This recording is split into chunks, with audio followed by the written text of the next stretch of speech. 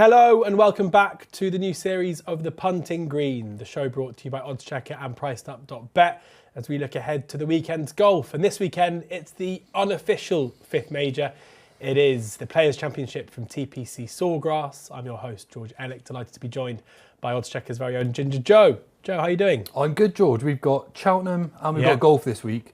Does it get better? No, it definitely doesn't. And I've got to be honest, I think the fifth major of the year, I actually prefer over the PJ Championship, for example. So I'm really excited this week and brilliant. Hopefully we can land on a nice winner, George. Yeah, fingers crossed. You and I sat next to each other in this studio about 3 days ago talking racing. We're now talking golf. Yes. Oddschecker have you covered across all sports, of course, and priced up as well. If you haven't already got an account, make sure you click in the show, in the link in the show description. Sign up for an account there. New customer offers, plenty of price boosts across the Cheltenham Festival and across golf as well. And I've heard a rumour that the guys are going to be boosting Joe's selections for the Players' Championship as well, the Fools. So make sure you check those out. It is a Players' Championship. I think one of the things, Joe, one of the reasons why people love this tournament is in a similar way to the Masters. It's at the same course every year. Those who watch it get to know the course incredibly well. The 17th is very famous, of course, but 16 and 18 make for a brilliant closing stretch. Yes. Tell us a bit about TPC Sawgrass, what kind of a challenge it poses and what kind of players generally tend to rise towards the top of the leaderboard. Proper golf course this, anyway, George. Like you said, this the stadium course, Pete Dye design, always good golf courses. We have a par 72 this week, 7,352 yards. And like you said, we've got the signature hole, the 17th. Arguably the most famous hole in golf, really. The Island Green there, 141 yards long. And that often contributes to a dramatic finish. So where, even though this is the same course, like we do with the Masters, we have Augusta, the way Sawgrass is laid out with so much risk and reward in the final few holes, we often get quite a dramatic finish. So you're probably not going to get a runaway winner like Scotty Scheffler does in the Masters, where it's, you know, really unique to a certain set of credentials. This is all about tee to green and how you manage yourself throughout the entire week.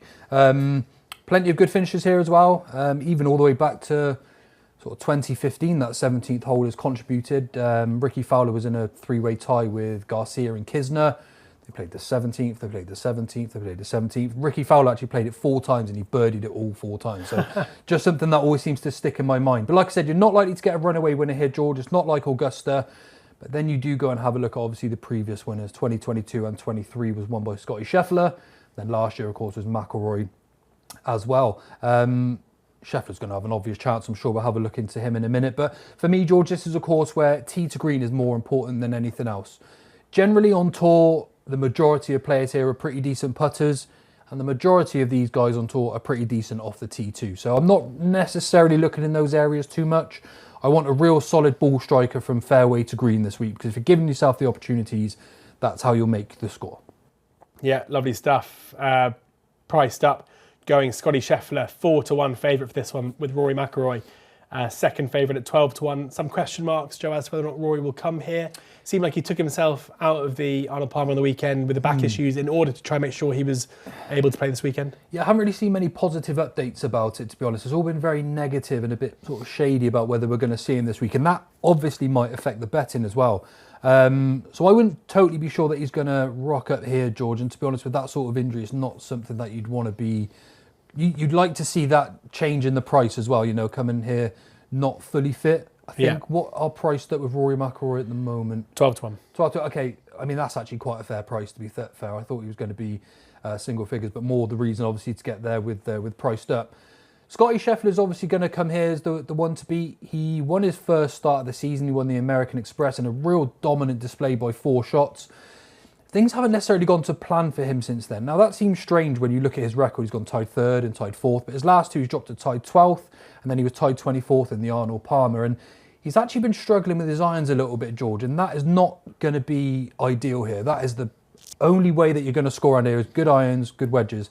And that has sort of dropped off for him a little bit, but at the same time, we know how good Scotty is.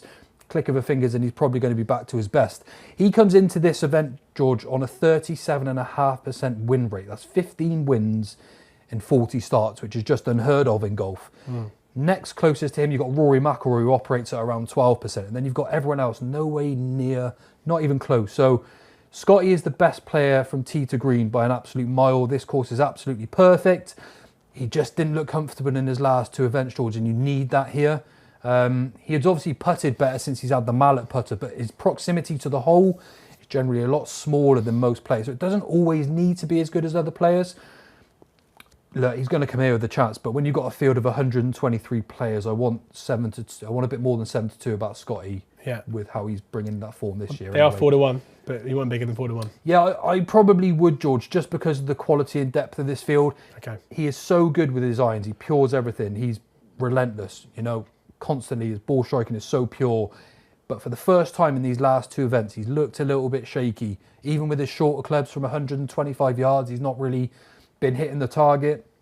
And that has sort of affected his putting too, because like I said, that proximity to the hole is much bigger than usual. So yeah, I'm not going to tell anyone not to back Scotty Scheffler, but I would suggest there's probably better value this week based on the form that he's coming into this tournament with. Good stuff. Let's get into your 4-man squad. You've got a couple of big price selections off the back of that, but it's a crux of 4. Kicking off with the person who currently occupies the third on the list of favourites. That's Colin Morikawa, fresh off a good, decent weekend. Yes. 18-1 with priced up. What is it about Colin's chances that you like? He's a player, George. I must admit that he's been on my not to back list, if you like, for some time now, especially after a pretty poor season last year, certainly by his standards anyway. It's not that he's dramatically lost his game and he's shooting scores in the 80s or anything like that, but his irons haven't quite been as aggressive as usual. He's looked a little bit shaky on the putting side of things as well. Look, he still made 18 of his 21 cuts, but in January and March last year, he had 2 runner-up efforts. And then since then, things really did drop off. He struggled all season last year. He's clearly put the work in over Christmas, though. He's come out this year and started really well. He's rediscovered his game. He won, obviously, the AT&T Pebble Beach and then finished tied 7th in the Genesis. That's a big, big bounce back at those 2 courses in particular. You don't get away with playing poor and putting a score together. So over those past 2 tournaments, he suddenly seems to be finding his confidence. And what I like about his confidence in particular is that to commit to the shots that Colin Morikawa hits, he's a shot shaper left to right. He has to commit to those iron shots because otherwise you're just no way near the greens. And he's not been committing to them. He's been coming at short, long, sort of things like that. But now he's very comfortable with his game. He's hitting his irons pretty much at full swing again. He's almost like a 75 backswing type of player. Usually Colin is all about the control, but he's hitting it harder. He's got more control, and his form at the moment with his putter has just been rock solid this year as well. Something that I've really been put off by him in previous seasons, even heading into the Masters. I've always fancied him for the Masters, but that putting has to be on point. Overall, right now this year, though, he looks like more like the Morikawa that won majors in 2020 and 2021. Looks like a serious corner turn. Not like he's just found his form for an event or 2. He had to be on top-notch form for 4 days over those events. He looks back to form, and I think he's probably better value at an each-way punt than you would be back in Scotty Scheffler this weekend.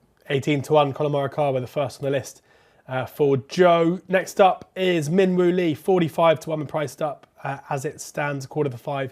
The place terms, a sea of blue on oddschecker. That 45-1 might not last too long. So you're not the only one liking Min-Woo's chances. No, he's a tremendous ball striker, George. And this year, he looks to me like he's turned into a proper professional golfer where he's more focused on results and scoring rather than hitting flashy shots and making your wedge spin 20 yards from the back of the green to the front and things like that. He's much more controlled with his game from tee to green, and I like that. That has enabled him to be much more consistent in events where I wouldn't have necessarily fancied him in last year. Like I said recently, though, that is all changing. He's full of confidence. He's starting to show in his results as well. His last 2 performances as well, they come at Pebble Beach and Genesis Invitational, just like they have with Colin Morikawa, and he also finished solo second and then tied 12th. Again, like I've just mentioned, these are courses that you can't make mistakes on and play well. It just doesn't happen. You have to be on form from tee to green. Absolutely flying. Looks to have his game in excellent shape right now. I must admit, I was hoping that we'd get a little bit of a bigger price for Min-Woo, but I can't let that put me off the credentials that he's bringing into this week's event. Look, he's striking the ball really well. His tee to green game has just skyrocketed into a different stratosphere this year, and his putting has always been rock solid too. So he is the sort of classy player that I'd like coming into this event. He plays a one-shot shape. It's generally a draw from the fairways to the greens. He knows the game plan coming in here. No reason why he can't post a good score with the places available. Great stuff. Yeah, Min-Woo second in the squads. Third up, Hideki Matsuyama, 35-1 with priced up. A player who's been around the block a few times. But another solid player. What is about Hideki's chances? I mean, look, he's a Masters champion, George. You need class to win around here. You're not going to find someone too far down the market, I don't think, win this sort of event. You're going to need to be playing well over all 4 rounds. Now, Hideki's actually started this year in really good form with his 5 starts, finishing tied 13th, tied 11th, 2nd, tied 8th, and then tied 28th. So it's just showing a real good, strong level of consistency. His ball striking is very on and off. You need to catch him when he's on form. Now, he is on form right now, and he generally does start the season quite well. So that tied 28th last time out is a slight cause for concern. However, when you go and dissect what he's done this year, 11 of his last 12 rounds have all been in the 60s, and I'm talking low 60s here as well. Really, really good scoring. His tee to green game is what has enabled that to happen. And coming into this week, that is exactly what you need.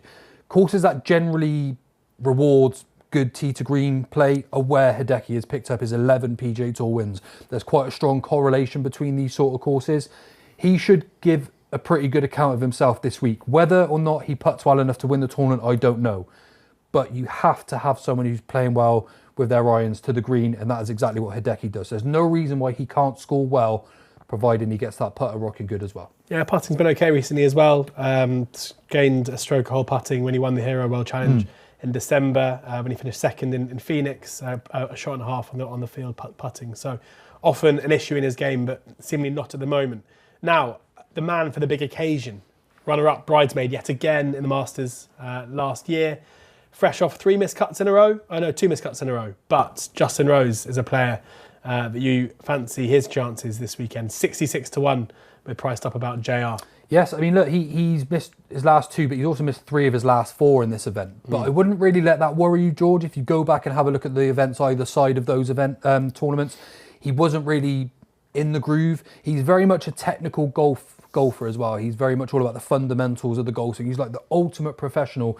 And to be honest, the way he plays the game actually gives him an opportunity to play well wherever he is, providing that he's swinging the club well. He has already recorded 3 top 10 finishes here, which obviously show that he can score well on the course, a major positive coming into this event. And I have him contending in a couple of majors this year, George, as well, as my real dark player. He is certainly going towards the back end of his PGA Tour and DP World Tour career, but I have actually put him up this year for the US Open, the Masters, and the Open Championship. Wow. I really believe that Justin Rose is destined to pick up a major this year.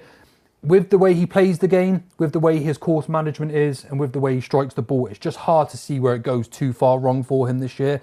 And with Justin Rose, I think often his age and where he is in his career is part of his price. But if you put all of this field on peak form, he would be in the top 10, no doubt. So he has to come here with a good chance, and he's striking the ball really well at the moment, despite not scoring.